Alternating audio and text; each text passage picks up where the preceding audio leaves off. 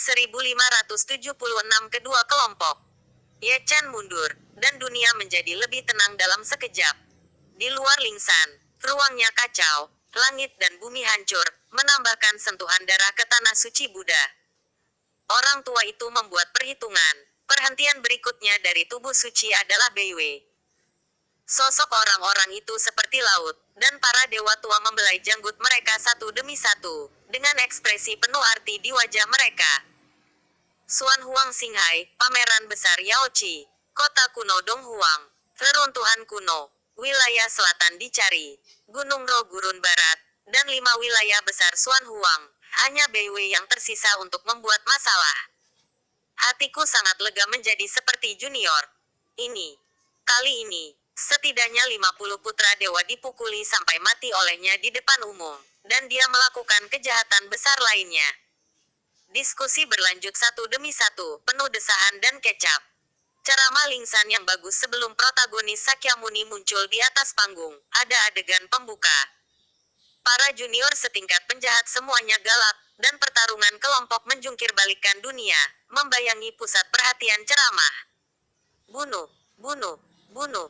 Anak-anak dewa yang diburu sebelumnya semuanya memiliki mata merah, wajah galak kertakan gigi untuk membunuh, dan tubuh mereka gemetar.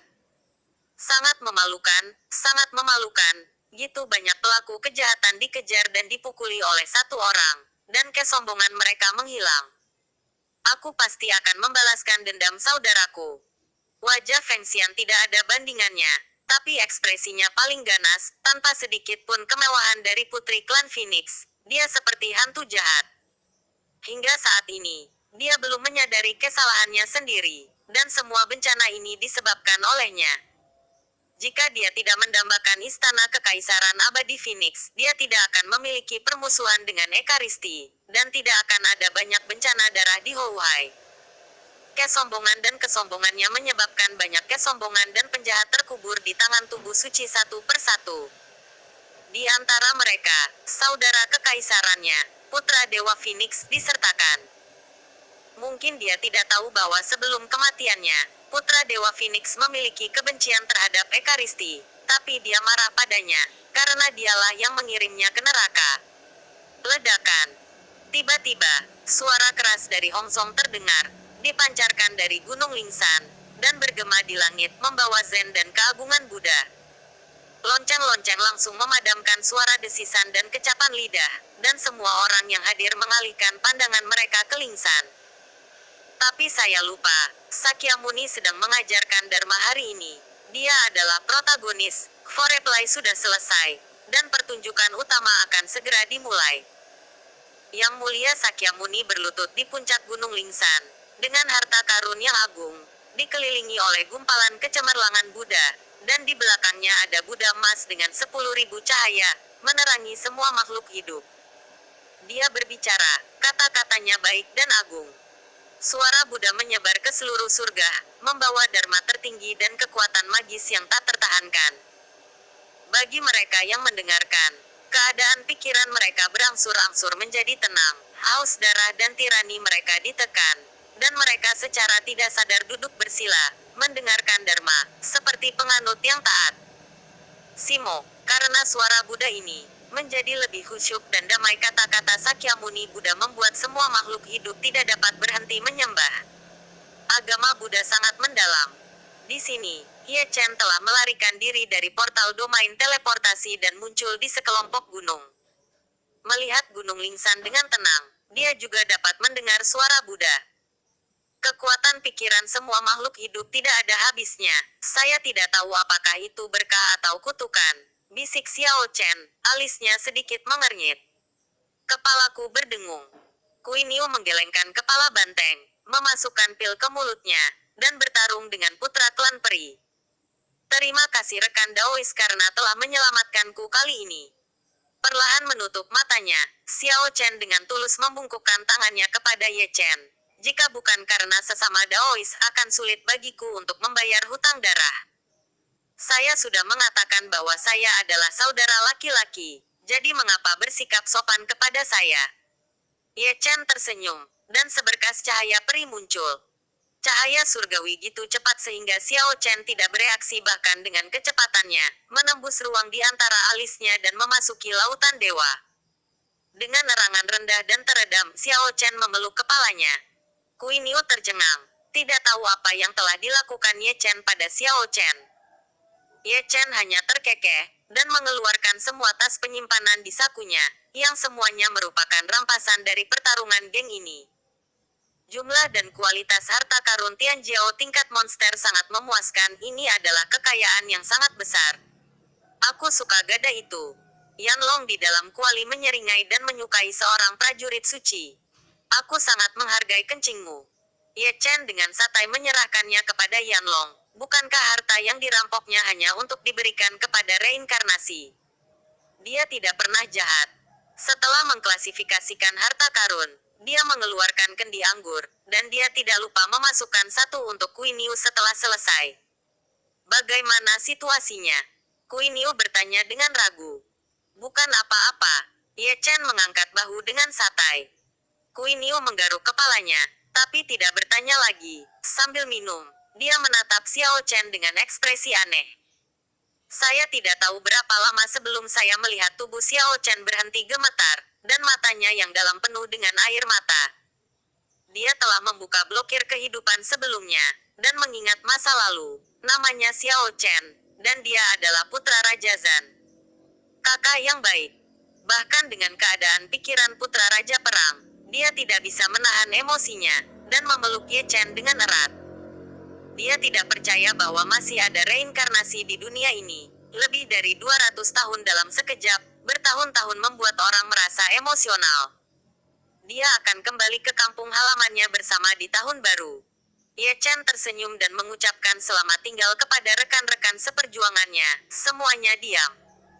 Segera, panci besi besar dipasang, dan api menyala. Daging naga direbus di dalam panci, dan aroma anggur dan daging memenuhi udara. Apa yang dilihat Kui Niu bahkan lebih membingungkan. Tubuh suci kuno yang sunyi, tubuh pertempuran yang menggelegar, menangis dan tertawa sebentar. Gambar ini aneh untuk dilihat, sangat membingungkan.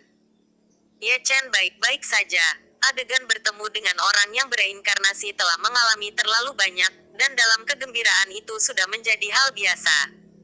Xiao Chen, di sisi lain, selalu meneteskan air mata. Ekspresinya penuh emosi, nostalgia, kegembiraan, dan keterkejutan. Kemampuan Ye Chen untuk menemukan Xuan Huang membuktikan banyak hal. Dia memenggal kepala kaisar dan membayar kembali hutang darahnya. Ini adalah sesuatu yang bertentangan dengan surga. Siapa sangka seseorang dapat membunuh kaisar, bukan dengan cara tubuhnya, tapi kaisar yang sebenarnya. Rekor Ye Chen, yang belum pernah terjadi sebelumnya, hanyalah mitos. Setelah itu, keduanya berbicara banyak, seperti acara besar Chu, seperti orang yang bereinkarnasi, seperti ayahnya dan Raja Perang. Raja Perang masih hidup, dan Kaisar Great Chu masih hidup, yang benar-benar membuat Xiao Chen sangat bersemangat dan terkejut. Panglima perang di tangan. Tombak juga gemetar. Setelah membuang waktu, mereka telah menemukan tuannya, seolah-olah mereka telah menemukan rumah. Aroma anggur dan daging memenuhi udara, mengantarkan malam. Orang Yanlong itu juga berlari keluar, yang mengejutkan Xiao Chen, dan setelah 1 atau 2 detik, ada pelukan erat lagi. Yanlong sangat malu. Ada gitu banyak orang yang bereinkarnasi dengan status hebat, beberapa dengan status bangsawan, dan beberapa dengan garis keturunan di langit. Tampaknya siapapun yang dipilih secara acak lebih baik daripada dia. Mereka berdua adalah reinkarnasi. Mengapa ada celah yang gitu besar? Ayo, Patua, kakak memberimu hadiah pertemuan. Kui Niu sangat bodoh sehingga dia meletakkan satu tangan di bahu Xiao Chen dan memegang manik dewa yang cerah di tangannya. Batua. Xiao Chen tertegun, dengan ekspresi aneh di wajahnya. Saudaraku, aku yang ketujuh, dan kamu termasuk. Ye Chen tidak bisa menahan senyum. Ini benar-benar baru. Xiao Chen tersenyum datar. Wow, baunya sangat enak. Gitu Xiao Chen selesai berbicara, dia mendengar cekikikan, ruangnya terdistorsi, dan seorang gadis kecil keluar, melihat ke panci besi besar yang bersinar. Gadis ini, tentu saja, adalah 9 dewa dari keluarga kaisar. Dia sangat sadar, dan dia tidak memperlakukan dirinya sendiri sebagai orang luar. Hidungnya sangat bagus. Queen Yu menghela nafas. Xian. Xiao Chen mengangkat alisnya dan menatap Ye Chen. Bukan Xian, hanya saja mereka mirip. Ye Chen tersenyum, sangat berharap di Jiu Xian adalah Xian. Tapi sayangnya tidak, mereka adalah dua orang. Ini sangat mirip dengan muridmu. Xiao Chen tersenyum, apakah itu penampilan, temperamen atau temperamen? Ye Chen, kamu sangat terpikat. Xiao Juxian menyela, tanpa sedikit pun pengekangan seorang wanita, hanya sepatah kata pun dari mabuk mendengar bahwa Ye Chen dan Xiao Chen merasa malu. Mereka benar-benar nakal. Aku juga sangat menutup telepon. Queen Yu menjilat rambutnya. Bahkan aku tidak bisa mengalahkannya. Pergi dan tenanglah. Kamu tidak bisa mengobrol seperti ini, aku pemarah. Aku bilang kemana mereka semua pergi. Jadi mengapa mereka semua di sini untuk makan daging? Orang lain berlari keluar dari ruangan, dan bukan satu, tapi seorang banyak. Tak perlu dikatakan, string ini milik Long Jie dan yang lainnya. Mereka memiliki hidung yang sangat bagus, sehingga Anda dapat mengetahuinya dengan seseorang. Ibuku, daging naga. Ketika dia mendekati panci besi, wajah Long Jie tiba-tiba menjadi gelap. Bahkan jika dia bukan dari ras yang sama, setidaknya dia adalah cabang naga. Daging naga enak. Queen Yu menggelengkan kepalanya dan berkata, Ayo, ayo, kamu tidak mau makan, jangan menghalangi jalan. Pria besar dari Putra Dewa Klan Wu dan Putra Dewa Ras Barbar menarik Long Jipa ke samping, makan dengan nikmat. Wajah Long Jie menjadi gelap lagi, dan dia merasakan dorongan untuk membuang panci itu. Tapi setelah memikirkannya, dia berhenti. Dia juga menyiapkan panci besi besar, menyalakan api yang berkobar, dan merebus daging, yaitu daging sapi. Hei! Queen Yu tiba-tiba kehilangan kesabaran. Wow, ada daging untuk dimakan. Sungguh meriah. Bai Hu dan Xuan Wu juga datang, dan mereka juga berjajar. Dunia ini sangat kecil, dan akan selalu ada orang yang tidak ingin kamu lihat. Long Jie melirik Xuan Wu dan yang lainnya, dan akhirnya menatap King Long. Nadanya tidak terlalu baik. Orang-orang dari keluarga Changlong masih sangat menjijikkan. King Long mendengus dingin, ekspresinya lebih buruk dari yang dibayangkan. Karena kita di sini, keluhan lama dan baru akan diselesaikan bersama. Long Jihuo berdiri, momentumnya tiba-tiba meningkat. Aku khawatir kamu tidak akan berhasil. Momentum King Long sama sekali tidak lemah. Berjuang, kami tidak takut. Dewi Sukuro juga bergabung, dan dengan gerakannya, orang-orang besar dari Dewi Ras Wu, Dewi Ras Kuno, dan Dewi Ras Barbar juga terpengaruh satu persatu. Kenapa tidak ada yang mengganggu kita? Bai Hu, Xuan Wu, dan Suzaku berdiri bersama, seolah akan bertarung di tempat, dan berkata tajam kepada Maimang. Suasana tegang untuk beberapa saat, dan bau mesiu lebih kuat dari bau anggur. Bertarung, cepat bertarung, aku sedang menonton pertunjukan. Xiao Juxian melambaikan tangan kecilnya dan berteriak minta dukungan, takut dunia tidak akan kacau. Aku berkata, minum dan makan daging adalah bisnis tanpa berkelahi. Ye Chen berbicara, menggosok bagian tengah alisnya dengan keras. Itu benar, kalian berdua menarik atau tidak? Queen Yu mengerutkan bibirnya. Saat kita bertemu, kita bertengkar. Kita berdua berasal dari nenek moyang yang sama, jadi kenapa kamu gitu mudah tersinggung? 5 lawan 4, siapa yang takut dari siapa? Jie, King Long dan yang lainnya sepertinya tidak mendengarnya sama sekali, tapi Putra Dewa Klan Wu adalah orang yang berteriak paling keras. Di nomormu, aku bisa melawan 10 dari mereka. Hei, aku punya temperamen buruk. Ini sangat hidup. Saat kedua belah pihak akan mulai bertarung, Nandi tidak tahu harus kemana. Pergi. Keluar. Pria ini sangat sadar, tanpa mengucapkan sepatah kata pun, dia hanya menyingsingkan lengan bajunya. Tidak sopan, dan tidak memperlakukan dirinya sendiri sebagai orang luar. Melihat Kaisar Selatan, putra baptis klan Wu langsung ketakutan. Jelas para pangeran dan putri dari 5 keluarga kerajaan di wilayah selatan semuanya telah tiba, karena dewa dan dewi mereka dari 9 dan 5 klan kuno, 5 lawan 5. Jangan pikirkan itu, mereka tidak bisa melakukannya. Apa kamu takut? Baihu melolong. Nasihat adikmu. Putra Dewa Barbar itu sangat pemarah, dan dia belum pernah dibujuk sebelumnya, jadi dia akan mengayunkan kapak di tempat. Ayo minum, jangan berkelahi. Nandi melambaikan tangannya, apakah ada dewa besar yang berjongkok di sini? Berkata, Nandi tidak bisa menahan diri untuk tidak melirik Ye Chen. Ye Chen juga akan menemukan sesuatu. Dia langsung mengeluarkan pedang Zundi, menghela nafas lega pada pedang, dan menyekanya dengan lengan bajunya ketika dia selesai. Aku tidak bersenang-senang hari ini. Aku tidak keberatan melakukannya lagi, Bo. Dalam satu kalimat, sudut mulut semua orang berkedut secara bersamaan, dan jantung mereka juga berdebar secara bersamaan. Mereka telah melihat keganasan Ye Chen hari ini. Jika dia marah, semua orang yang hadir akan dipukuli. Intervensinya yang kuat membuat sekelompok orang yang siap bertarung ketakutan orang-orang memiliki pedang Kaisar Zun, jadi mereka tidak bisa menahannya. Itu benar. Queen Yu menyeringai. Minum. Long Jie dan King Long duduk satu demi satu, dan mereka benar-benar berpelukan. Mereka berada dalam satu kelompok, dan King Long dan yang lainnya berada dalam satu kelompok, menjaga panci besi besar bersama. Membosankan. Melihat tidak ada perlawanan, Xiao Juxian melengkungkan bibirnya, matanya berbinar, dan dia melihat ke satu sisi, dan ada seorang wanita tiada taraf datang. Wanita itu memang cantik, dia murni dan tanpa cacat di bawah sinar rembulan. Jika dilihat lebih dekat, bukankah dia Bei Sheng? Bab 1577 Mabuk. Melihat Bei Sheng, seluruh tubuh Ye Chen gemetar, dan dia segera bangun. Aku minum terlalu banyak alkohol, buang air kecil. Apa terburu-buru, duduk dan mengobrol. Dengan menawan tersenyum, kecantikan nomor 1 Beiwei tidak dilindungi. Dia meletakkan tangan batu gioknya di bahu Ye Chen dan menekannya kembali, dengan sedikit kekuatan. Oke. Ye Chen terkekeh, senyumnya lebih jelek daripada menangis, dan dia selalu merasa bahwa senyum Bei Sheng sangat menyeramkan.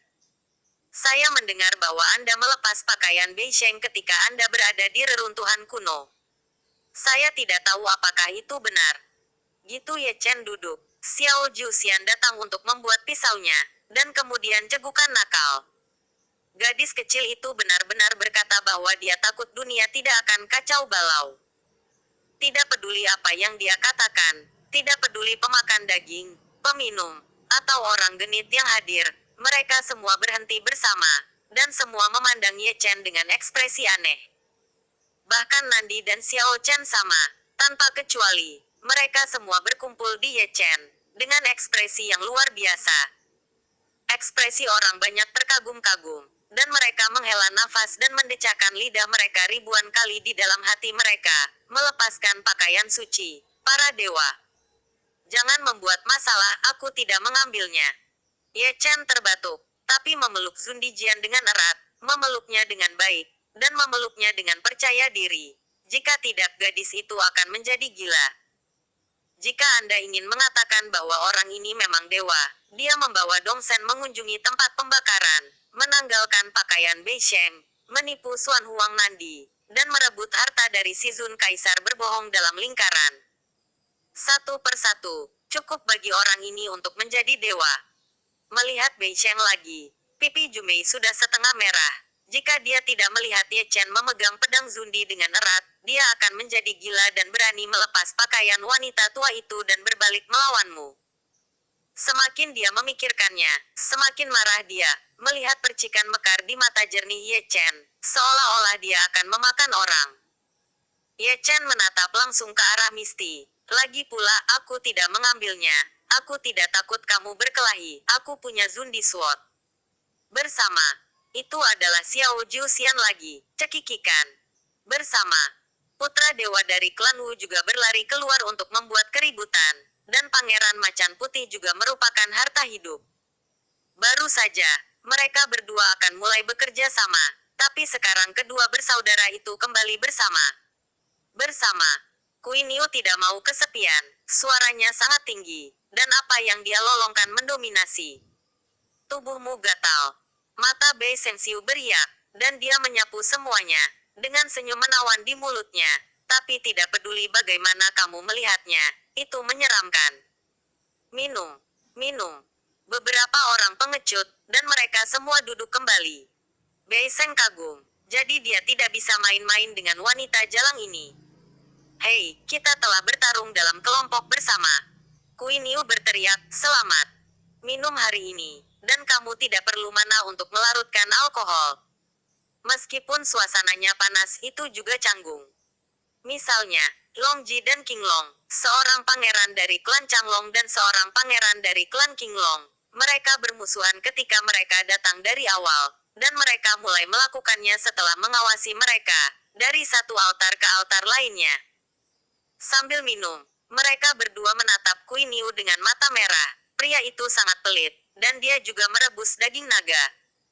Keduanya memandang Kuin Yu, tapi putra klan Wu memandang Long Jie, dan selalu ingin memukulinya. Itu hanya karena Dewi Rasro menyukai Long Jie. Putra Dewa Barbar menatap Putra Dewa Penyihir dan ingin memukulinya, dan Dewi Kuno selalu menatap Dewi Roh. Hubungannya agak kacau, dan bau mesiu kuat.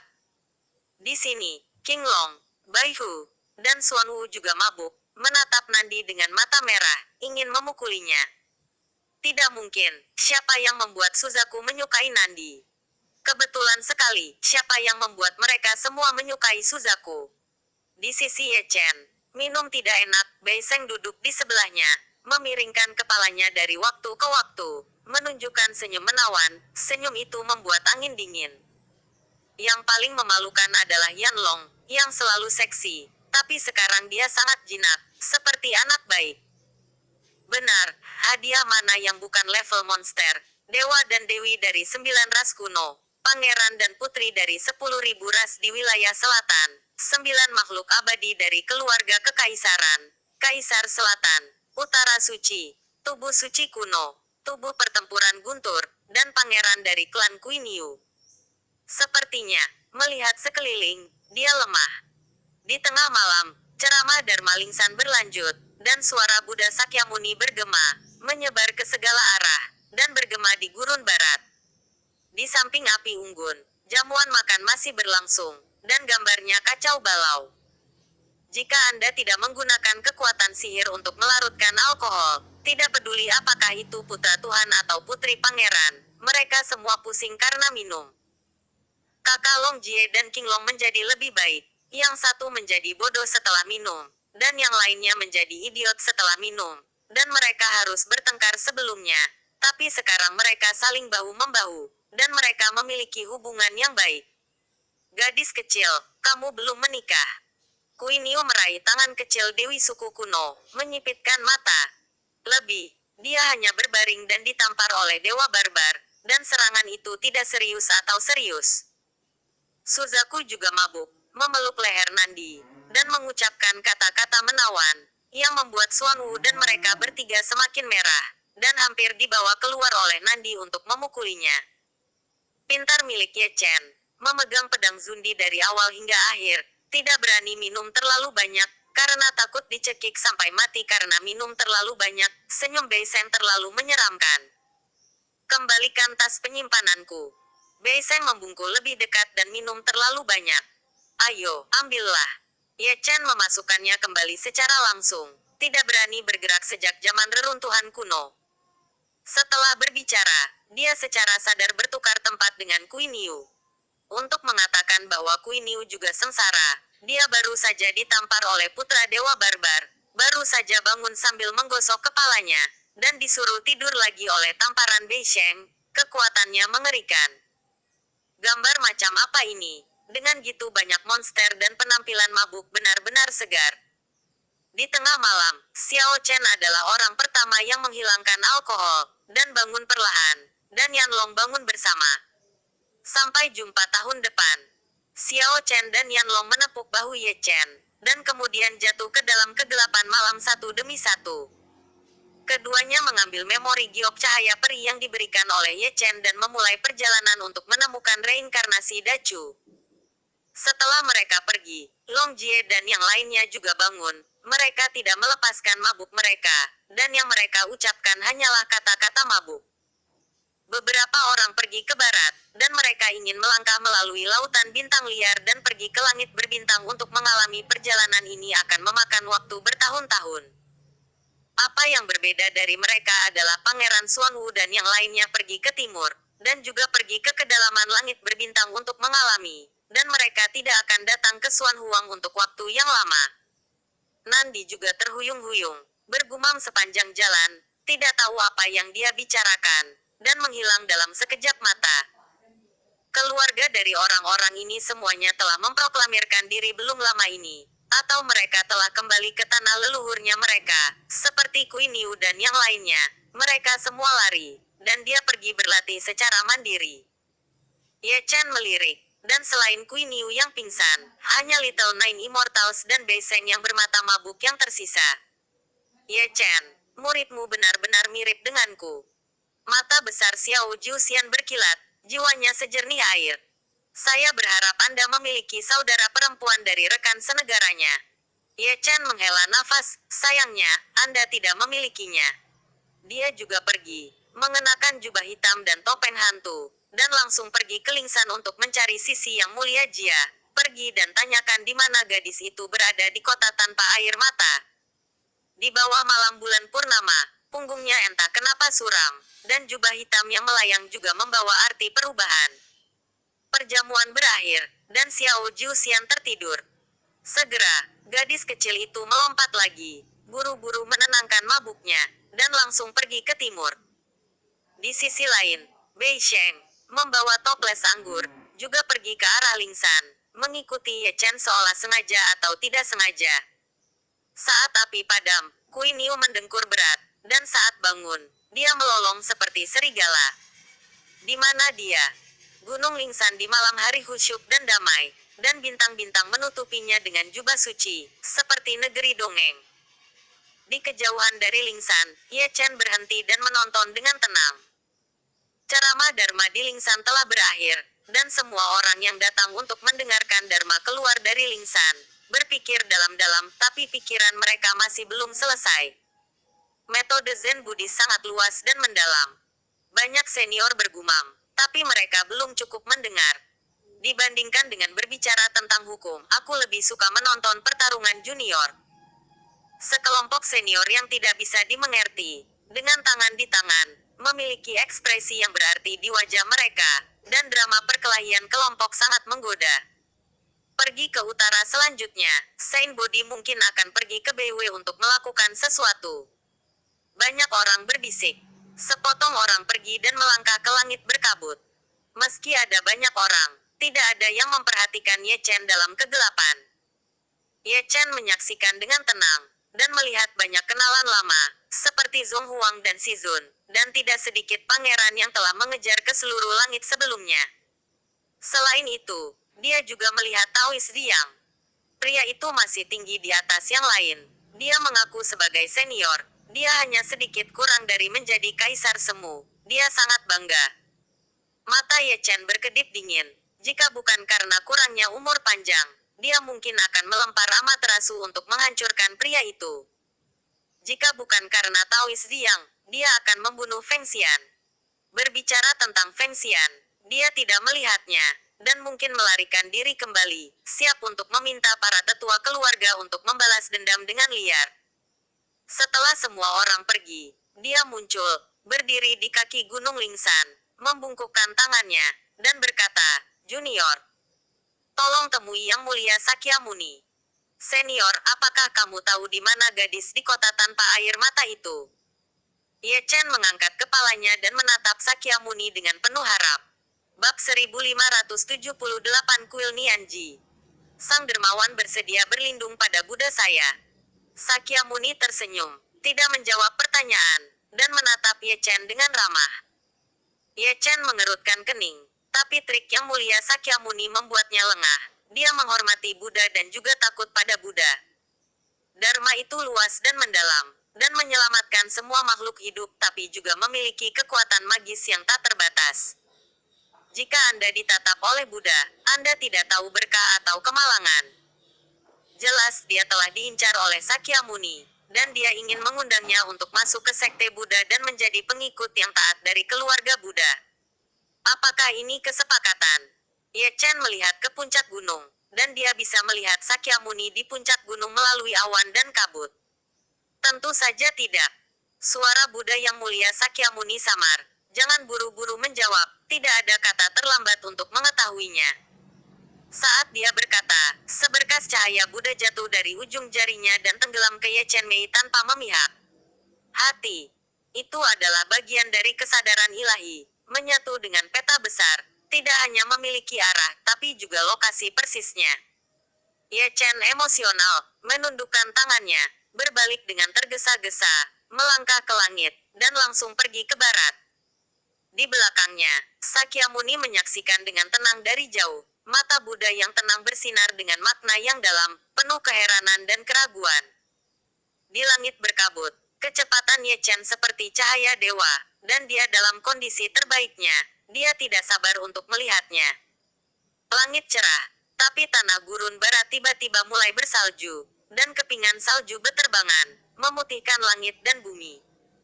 Diselimuti salju, kehikmatan dan kedamaian gurun barat Xuan Huang menambah sentuhan ketenangan, setenang ajaran Buddha. Namun, ketenangan ini segera dipatahkan, dan seseorang bertarung lagi, menghadapi langit yang penuh salju, duel puncak. Melihat kedua belah pihak dalam pertempuran tersebut, salah satunya adalah Buddha, dan yang lainnya adalah sosok agung, yang dapat digambarkan sebagai Bulis.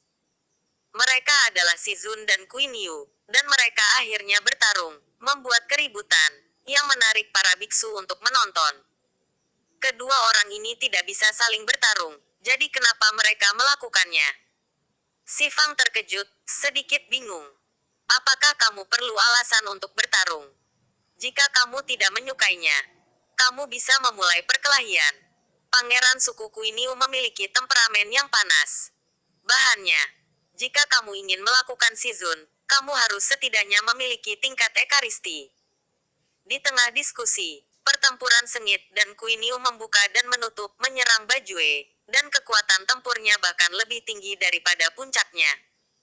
Dibandingkan dengannya, Nak Shizun tenang dan tenang, dengan mata Buddha yang cerah, dharma tanpa batas, dan kekuatan tempur yang sangat kuat. Di belakangnya, ada Buddha besar, yang merupakan visinya tentang agama Buddha, melindungi tubuh dan dewanya. King Kong tidak dapat dihancurkan. Queen Yu menyerang dan membunuh sepanjang jalan, tapi gagal menembus pertahanan. Berita itu tampaknya memiliki sayap dan menyebar ke seluruh gurun barat. Ye Chen juga mendengarnya, tapi dia hanya menggelengkan kepalanya dan tersenyum. Tidak heran Queen Yu tertinggal. Tapi dia tidak berbalik untuk membantu. Meskipun dia tidak tahu keluhan seperti apa yang Queen Yu miliki dengan Shizun, Shizun tidak akan pernah menyakiti hidup Queen Yu, dan semuanya hanya masalah sepele. Sambil berbicara, dia memasuki susunan teleportasi lain di kota kuno. Setelah itu, seluruh perjalanannya dihabiskan dengan cara ini, dan menurut posisi yang diberikan oleh Sakyamuni, dia tidak pernah berhenti. Dia masih menghela nafas dalam hatinya. Dia tidak tahu jaraknya sangat jauh. Jika Sakya tidak memberikan lokasi yang tepat, entah tahun dan bulan berapa dia harus menemukan, Simo terlalu besar. 3 hari kemudian, dia menginjakan kaki di tanah yang luas. Tempat ini cukup jauh dari kawasan ramai. Bahkan agak sepi, auranya tipis, pepohonan tandus, dan dengan salju putih, sepi dan sepi. Dia memasuki kota tua dan melihat ke kejauhan, itu adalah puncak gunung yang tertutup salju. Itu adalah Gunung Nianchi, dan ada kuil Nianchi di atasnya, dan gadis dari kota tanpa air mata itu ada di kuil Nianchi itu. Tidak heran aku sudah lama tidak bisa menemukannya, dan aku sedang bermeditasi di tempat yang gitu terpencil. Ye Chen tidak bisa menahan diri untuk tidak bergumam pelan. Fang menyeduh anggur. Teman kecilku, apakah kamu ingin membeli beberapa untuk menghangatkan tubuhmu? Kesurupan Ye Chen terganggu oleh suara tua dari pinggir jalan. Itu adalah seorang lelaki tua yang menjual anggur. Cuacanya buruk, salju turun dengan deras, dan kota tua itu jauh dari tempat yang ramai. Tidak banyak orang di jalan, dan bahkan jika ada, mereka hanya bergegas lewat dengan tangan di tangan. Ada sangat sedikit orang. Dan penjual anggur tua adalah salah satunya. Dia sendirian di pinggir jalan. Meskipun dia seorang biksu, dia terlihat sangat kedinginan, mengenakan jaket katun tebal. Basis kultivasinya tidak tinggi, bahkan menyedihkan untuk mengatakan bahwa dia rendah. Dia hanya di alam yang sejati, dan usianya tidak muda. Senior, apakah kamu percaya pada agama Buddha atau tidak? Ye Chen tersenyum ketika dia mengambil batu asal, mengurus bisnis lelaki tua itu. Aku tidak ada hubungannya dengan Buddha. Pria tua itu tersenyum ramah, dan menyerahkan 2 kendi anggur kotor. Temanmu datang dari jauh, penuh debu dan debu, apakah kamu akan pergi ke Nian Jinuneri? Baru saja lewat. Ye Chen tersenyum ringan dan mengambilnya. Dia minum 2 kendi anggur dan berjalan melewati kota yang sunyi dengan satu tangan. Tanah luas meninggalkan serangkaian jejak kakinya. Kelopak salju itu seperti mimpi, seperti keadaan pikirannya saat ini. Sangat tidak nyata, dia akan melihatnya. Di kaki Gunung Nianchi, dia berhenti perlahan dan mendongak dengan tenang. Ini adalah gunung kecil, puncaknya tidak tinggi, tidak mengherankan, tapi ada semacam ketenangan jauh dari dunia yang keruh. Melihat ke atas dari bawah gunung, samar-samar Anda dapat melihat kuil di puncak gunung, yaitu kuil Nianji, damai dan tenang. Dia menarik napas dalam-dalam, dengan lembut mengangkat telapak kakinya, dan menaiki tangga batu selangkah demi selangkah alih-alih melawan langit. Dia tidak tahu apakah harus bersemangat atau gugup. Dia memiliki harapan di dalam hatinya, takut wanita itu bukan cusuan atau culing. Dia juga tidak berani menggunakan evolusi Zoltian untuk membuat perhitungan liar. Dengan kata lain, dia tidak berani mengungkapkan jawabannya dengan enteng. Tahun-tahun terlalu berubah-ubah, jadi dia harus selalu memikirkannya. Salju tebal masih mengambang, dengan ringan mengenai bahunya, berubah menjadi kabut dan menyatu dengan pakaiannya, tapi tidak dingin. Dia menaiki tangga batu dan melihat sebuah kuil beratap genteng di kejauhan di depan kuil. Ada seorang biarawati kecil yang sedang menyapu salju dengan sapu. Hatinya gelisah, dan dia bergumam tanpa henti. Hah! Susi merasakan seseorang, dan biarawati kecil itu tidak bisa membantu tapi melihat ke samping.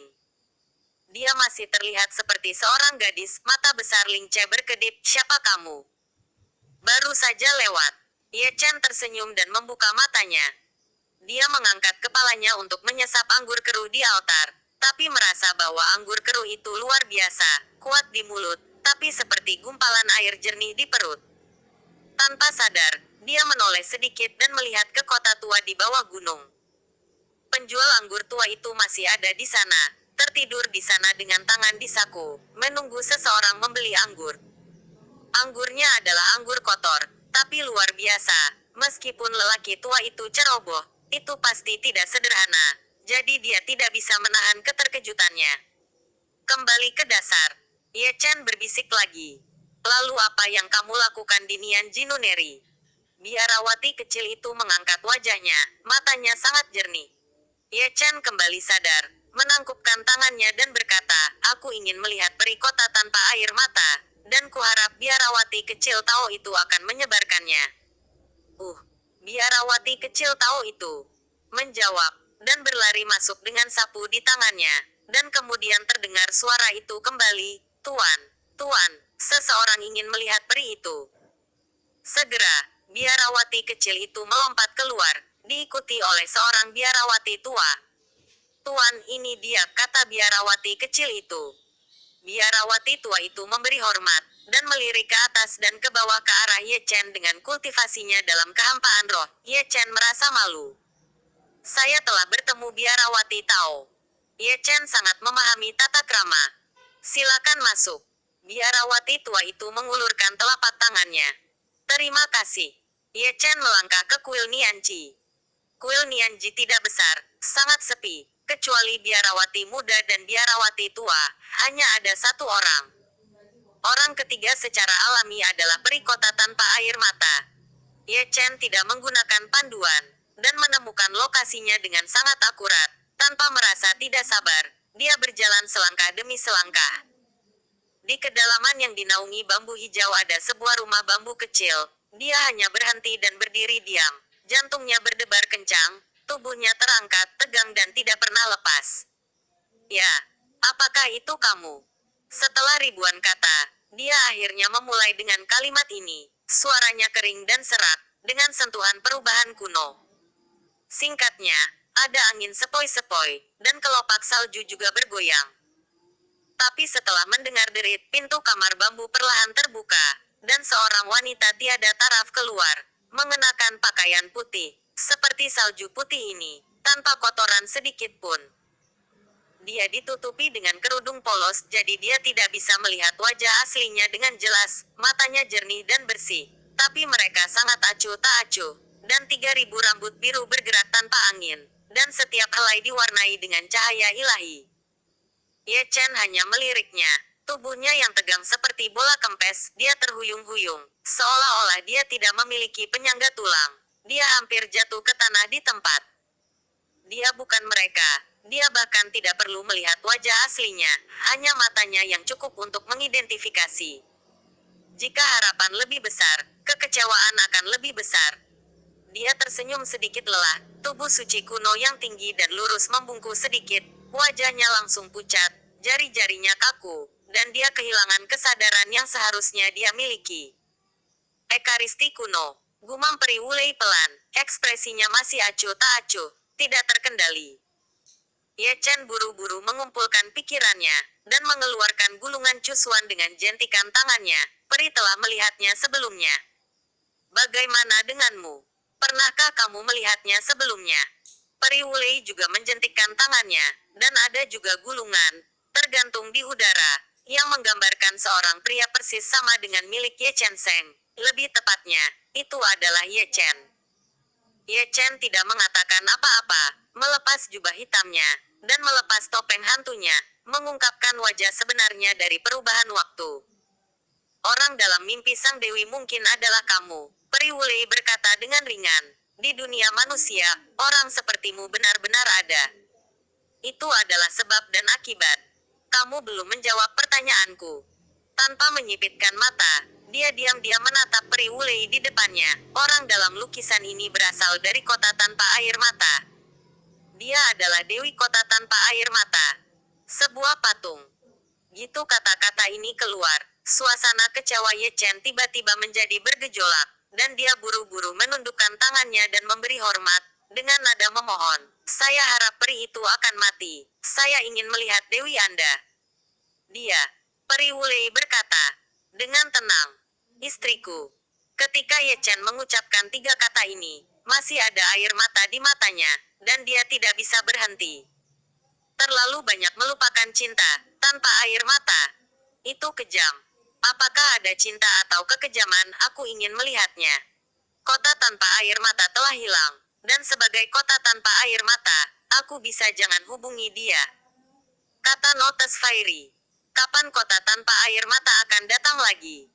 Tubuh Ye Chen menegang lagi, dan dia menatap peri tanpa air mata dengan penuh harap. Dia telah melewatkannya 2 kali dan tidak ingin melewatkan yang ketiga kalinya. Aku tidak tahu, kata Peri Wulei dengan acuh tak acuh dan sembrono. Bagaimana mungkin kamu tidak tahu? Ye Chen meraung tiba-tiba, dan emosi yang telah ditekan selama lebih dari 200 tahun meletus dalam sekejap, dan momentum tiba-tiba muncul, menelan segalanya. Ekspresinya bahkan sedikit ganas, matanya yang berlinang air mata merah, dan air mata serta darah bercampur. Bab 1579 nasib yang sama. Gunung Nianchi meledak, hampir runtuh. Roh jahat yang mengepul merusak langit, dan salju yang berterbangan juga berhenti. Biarawati kecil dan biarawati tua itu gemetar dan bergegas. Dari kejauhan, ada pemandangan yang menakutkan. Peri Wulei diangkat ke udara oleh leher batu giok Ye Chen. Rekan Taois kamu. Ekspresi biarawati tua itu berubah drastis. Keluar. Suara Ye Chen seperti guntur abadi, yang menyebabkan gendang telinga biarawati tua itu pecah dan jatuh ke tanah. Biarawati kecil itu ketakutan. Wajahnya pucat, tubuhnya yang kecil gemetar. Dia tidak berani bergerak. Ye Chen terlalu menakutkan. Jawab pertanyaanku, kapan kota tanpa air mata akan datang? Ye Chen menatap peri tanpa air mata dengan sepasang mata darah, seperti binatang buas. Aku tidak tahu. Peri Wulei berkata dengan ringan. Dengan ekspresi acuh tak acuh. Tidak ada fluktuasi emosi siapapun. Tidak ada air mata yang kejam. Dia seperti boneka. Dia tidak tahu apa itu rasa sakit. Aku tidak tahu. Mata Ye Chen memancarkan cahaya dingin. Telapak tangan emas bergemuruh. Dan dingin. Tubuh lembut Peri Wulei berlumuran darah. Dan tubuh fisiknya mulai hancur. Dia juga seorang suci. Dan dia tidak memiliki kekuatan untuk melawan. Ye Chen melakukan gerakan membunuh. Dan itu cukup untuk membunuhnya dalam hitungan detik. Ye Chen, jangan berhenti. Suara wanita itu tiba-tiba terdengar, dan seorang wanita tak tertandingi muncul, yang ternyata adalah Bei Sheng. Keluar. Ye Chen memarahi dengan dingin. Pedang Zundi terwujud, memutar tangannya dan memotong Bima Sakti, sangat mendominasi. Bei Sheng yang bermartabat dipotong oleh pedang bahkan sebelum dia melangkah maju. Dengan kekuatan bertarungnya, dia bukan tandingan Ye Chen. Dia menggertakkan giginya dengan erat ingin bergegas maju untuk menghentikannya lagi. Namun, sebelum dia bisa pergi, sebuah tangan kapalan menyentuh bahunya, yang membuatnya ragu.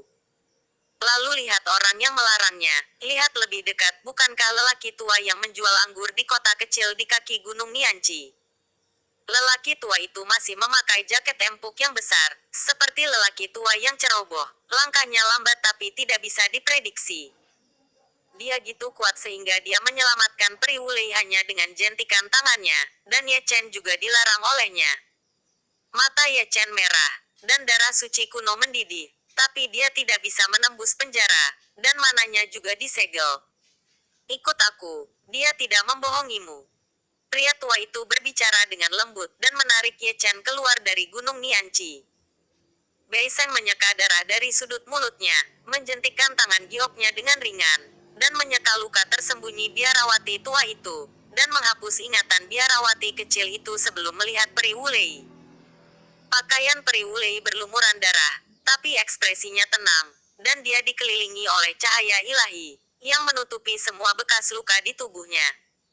Taisang Wangking, benar-benar mendominasi. Bei Sheng bergumam pelan, lalu berbalik dan pergi, mengejar Ye Chen. Di sini, lelaki tua itu telah membawa Ye Chen kembali ke kota kuno, dan dia muncul di sebuah peternakan biasa. Anggur yang diseduh oleh Fang, hangatkan tubuhmu. Lelaki tua itu, seperti kakek yang baik hati, menyerahkan sepanci anggur kotor yang hangat. Senior, siapa kamu? Ye Chen memandang lelaki tua itu dengan tenang. Darah di mata darahnya juga menghilang, tirani menghilang, dan ada sedikit kejelasan. Sama sepertimu, orang dengan kehidupan yang menyedihkan. Lelaki tua itu meletakkan tangannya di tangannya dan menatap Misty. Wajahnya yang tua penuh dengan nostalgia. Istriku juga ada di kota tanpa air mata. Ini, jembatan Naihe. Itu benar-benar membuat orang tak berdaya.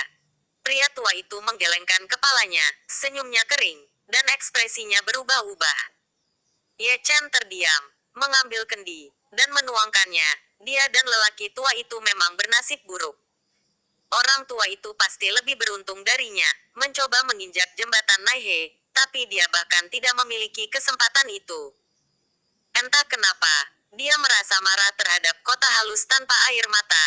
Jelas ada cinta di dunia, tapi kenapa tidak ada air mata, meninggalkan dunia fana penuh luka.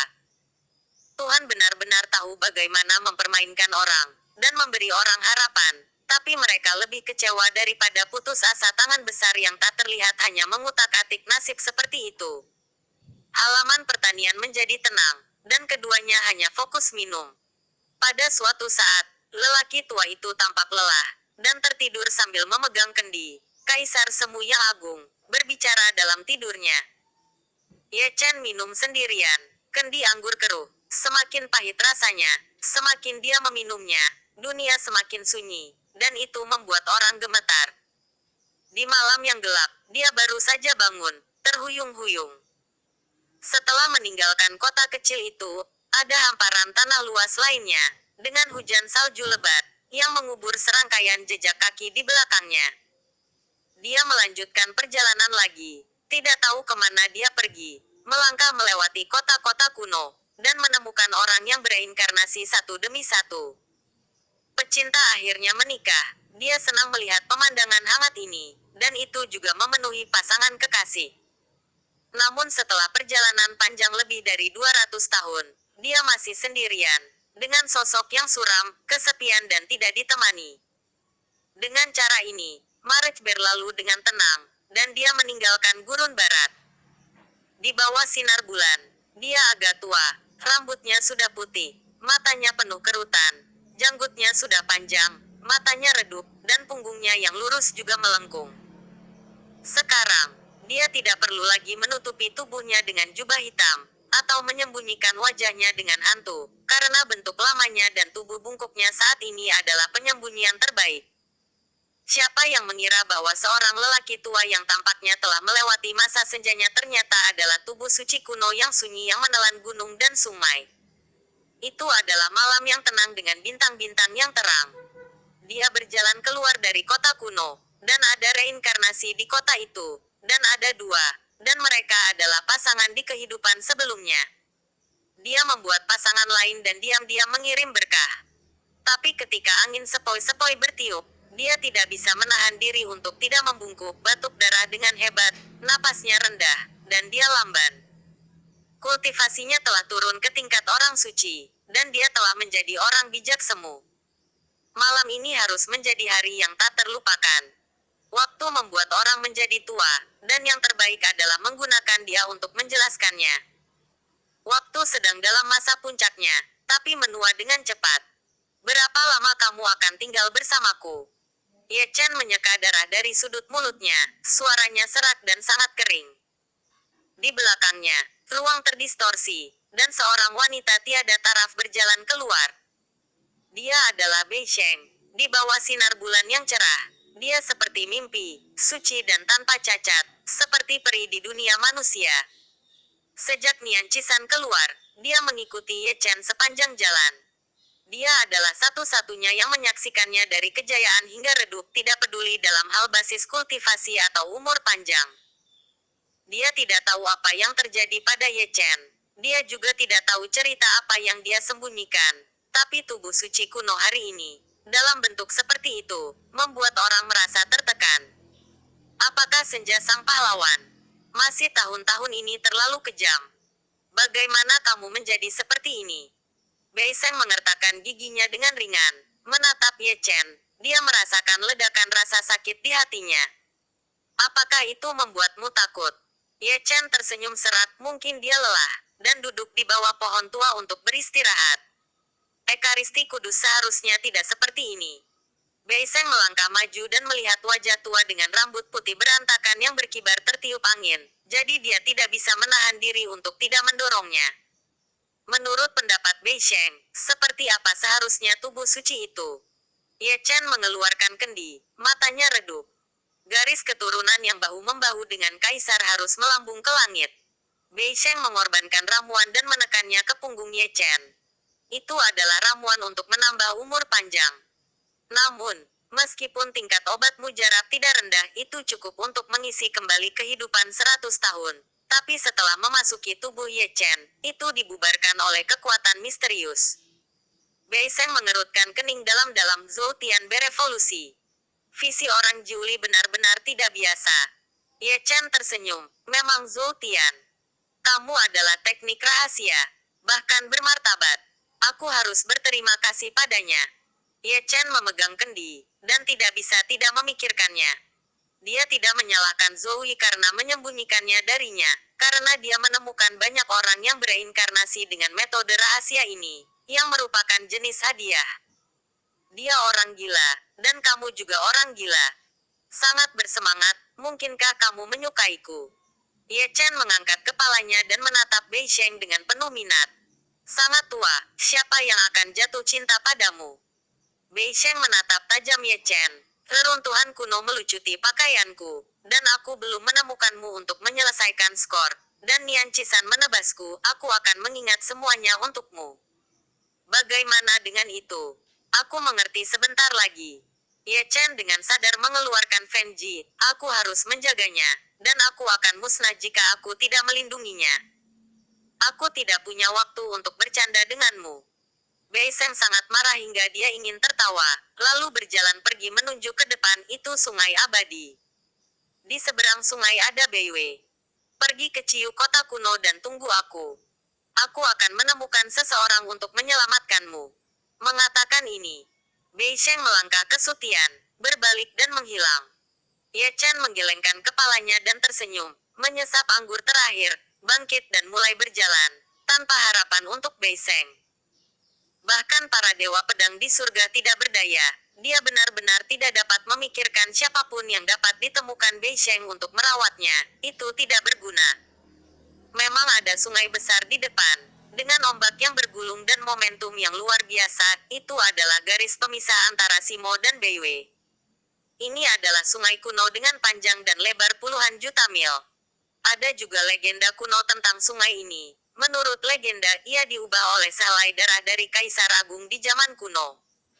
Ye Chen naik ke langit, menghadap ke sungai abadi, menemukan perubahan, dan juga menemukan kekuatan agung.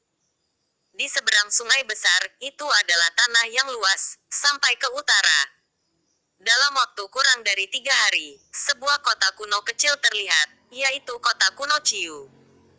Di malam hari, kota kuno Ciu masih ramai dan ramai, dengan lentera merah menggantung tinggi, dan suara teriakan dan jualan. Ada manusia di kota ini, dan ada beberapa pengamen jalanan, yang menimbulkan tepuk tangan meriah.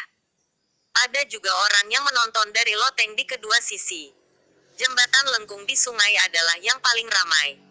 Ye Chen memindahkan Zhou Tian, tapi tidak menemukan reinkarnasinya. Setelah menyeberang jalan, dia berhenti di sebuah restoran kecil, menunggu Bei Sheng melihat siapa yang dia cari.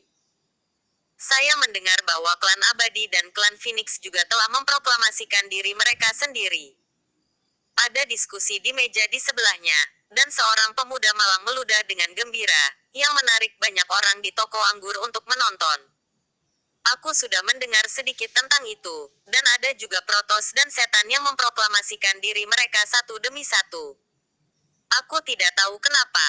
Putra Dewa dari klan Peri, Putri Fengxian, Putra Dewa Ras Dewa dan Putra Dewa Ras Iblis tidak pergi, dan mereka sangat bahagia baru-baru ini. Kalau gitu itu bukan hanya lelucon, itu tidak bermoral, menyebabkan kekacauan di mana-mana, dan banyak orang telah banyak menderita. Tentang Ekaristi. Mengapa tidak ada berita? Bersihkan mereka. Tunggu. Kamu harus datang ke Beiwei. Ada seorang lelaki tua dengan suara yang berarti. Tanah air timur, Zhongzhou, wilayah selatan, dan gurun barat semuanya telah bermasalah. Dan perhentian berikutnya adalah Beiwei. Tampaknya penampilanku benar-benar penutup yang bagus. Ye Chen menggelengkan kepalanya dan tersenyum, dan melepaskannya. Duduk tanpa topeng, kamu tidak mengenalinya. Angin sepoi-sepoi bertiup, membawa aroma seorang wanita. Bei Sheng datang, dan ada orang lain di pelukannya, seorang lelaki tua berjanggut. Melihat pria tua berjanggut itu, Ye Chen terkejut sesaat. Bukankah pria itu adalah kenalan Yan Lao Dao? Ekspresi Ye Chen aneh, dan dia terkejut dengan orang yang ditemukan Bei Sheng. Siapa sangka itu adalah Taoist Tuayan. Tao Tuayan juga linglung. Dia sedang minum ketika Bei Sheng membawanya ke sini, mengatakan bahwa dia menyelamatkan orang, tapi dia sebenarnya menyelamatkan Ye Chen. Melihat ekspresi wajahmu, kalian berdua jelas saling kenal. Bei Sheng duduk dan menonton dengan penuh minat. Kami adalah teman baik. Ye Chen tidak bisa menahan senyum. Serangan balik Zhou Tian menjadi gitu sengit. Tao Tuayan mengerutkan kening, wajahnya sedikit jelek. Jika kamu menyelamatkannya, kamu akan membalas budi yang kamu berutang padaku. Bei Sheng berpikir dalam hati, jangan membuatnya sia-sia. Aku benar-benar tidak bisa menyelamatkannya. Kata Olyan tak berdaya. Kalau gitu temukan keluarga lamamu, dia pandai dalam hal ini. Nenek moyang Fuxi, Shenlong, tidak bisa melihat kepalanya kecuali ekornya. Di mana saya bisa menemukannya, kata Yan tua dengan tangan di tangannya. Kalau gitu aku tidak peduli, kamu tidak bisa menyelamatkannya, kamu mati. Hei! Bab 1580 pengurangan dan pelacakan. Patriark Fuxi yang kamu bicarakan, Bisakah kamu benar-benar menyelamatkanku? Mendengarkan percakapan antara keduanya, Ye Chen akhirnya menyela. Disimpulkan bahwa Fuxi mungkin bisa menyelesaikan Zhou Tian. Mengubah nasib melawan langit, nenek moyang Fuxi pandai dalam hal itu. Pendeta Tao Tuayan meluruskan pakaiannya, dan dia tidak lupa menyisir rambutnya setelah selesai. Punggungnya biasanya tidak lurus dan dia tampak bangga dan bangga. Ubah nasib melawan langit. Ye Chen terkejut untuk beberapa saat, metode macam apa ini? Pasti kekuatan supernatural melawan langit. Kalau gitu kamu mencarinya. Waktu tidak menunggu siapapun. Bei Seng menendang Yan Tao tua lagi. Hal yang paling menyebalkan adalah melihatnya berpura-pura agresif, dan tangannya terasa gatal saat ini. Aku benar-benar tidak tahu di mana keluarga lamaku. Di sini, Old Taoisean tidak bisa menahan diri untuk tidak menyatukan tangannya, dengan ekspresi kusut di wajahnya. Aku sudah mengenal anak ini selama lebih dari 100 tahun, dan saya juga tahu bahwa dia memupuk Zhou Tian. Dia mengubah nasibnya, tapi sayangnya dia mencari selama 100 tahun, tapi tidak ada berita tentang dia. Tidak ada berita. Bei Sheng Qiaomei tidak bisa menahan cemberut, kamu tidak mau memberitahuku bahwa leluhurmu meninggal. Tidak cukup untuk mati. Yan Laodao mengelus janggutnya. Menurutku, kemungkinan besar Ying Jie memasuki dunia. Apakah ada cara untuk menemukannya? Dengan cara apapun. Dengan segala cara. Old Taoisean mengangkat alisnya, menatap Bei Seng dari atas ke bawah.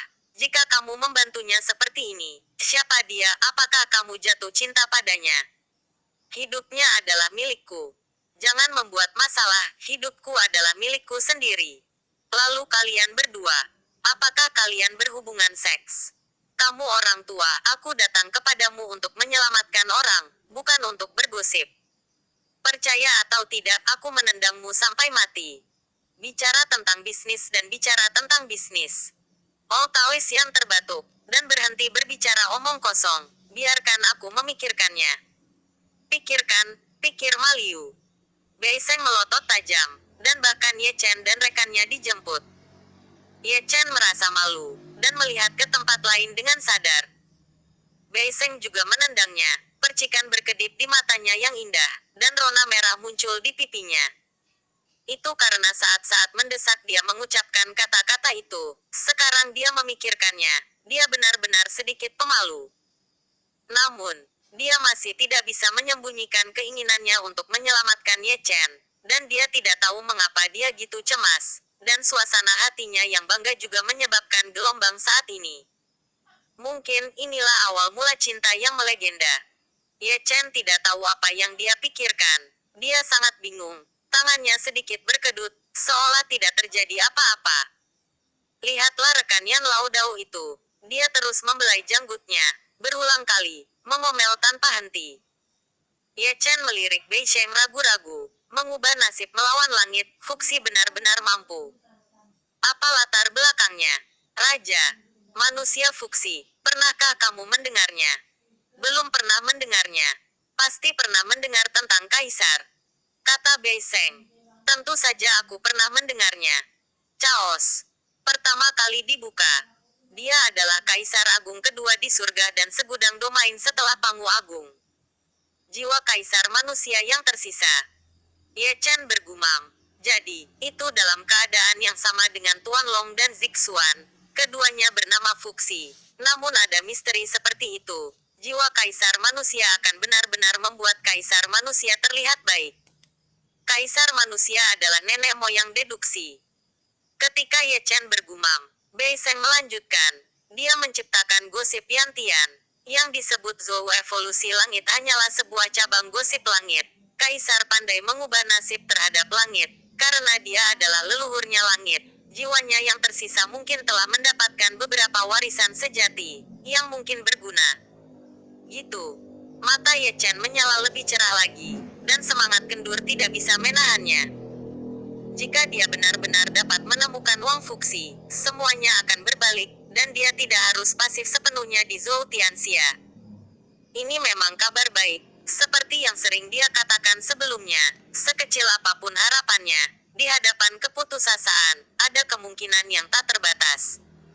Memikirkan hal ini, dia tidak bisa tidak melirik lelaki tua itu. Bukan tidak mungkin menemukan leluhurnya Fuxi. Tao Tua Yan mengelus janggutnya dan bergumam.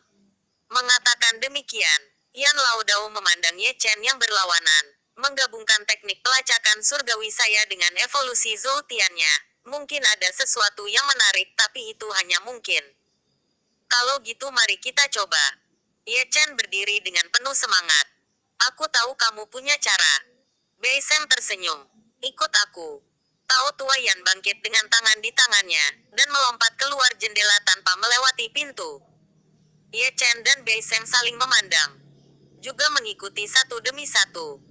Ketiganya datang ke sudut kota kuno Ciu satu persatu, dan menyewa taman kecil seharga 300 batu asal.